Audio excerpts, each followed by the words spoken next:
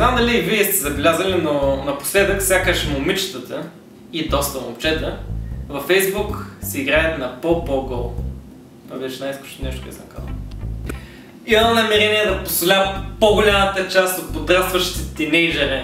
Така че ако ти си от тези, които си качват неадекватни перверзни снимки във Фейсбук, по-добре спри това видео преди да изпаднеш в депресия.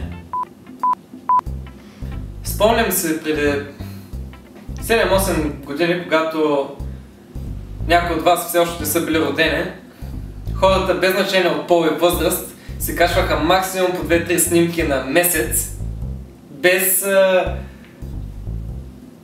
Не се смея, облечени на различни места и често в компания на други хора, също облечени. Тук не се появяваха разголени снимки на хора, но от плаж и басейн, което е напълно нормално. Хората си публикуваха мъдри мисли, взети от истински книги, а не от чалга песни, в които има по 2 изречения и те си повтарят. Преди хората коментираха постовете във Фейсбук, вместо пасивно да ги харесват и подминават. Преди пишехме на момиче, защото се надявахме с времето да я видим гола. А сега пишем на момиче, защото вече сме я видяли гола. Не знам какво се промени в културата на хората във Фейсбук, но то не е за добре. А може би не само във Фейсбук. Културата във Фейсбук много изпустя. Както това видео, което гледате.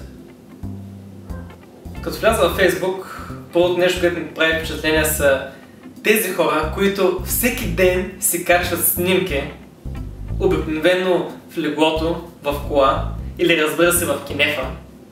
Сякаш те се чувстват задължени, сякаш ако не си качат снимка, някой ще им се обиди.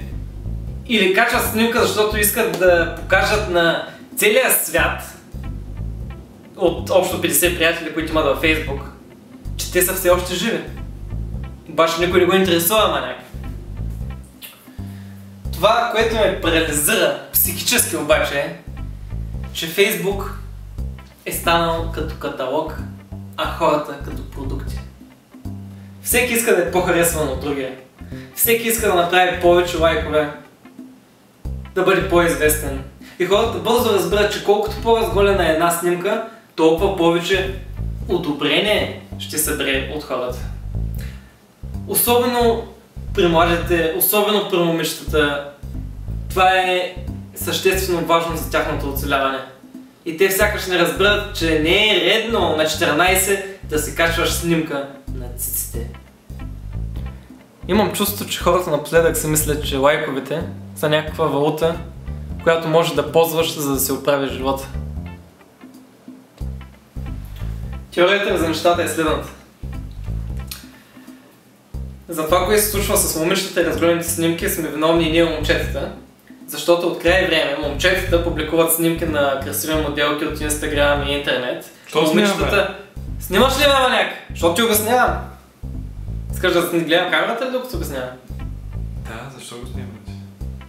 Момичетата от своя страна виждат това, виждат кое харесват момчетата и се опитват да копират. Тоест, те да си качват разголени снимки.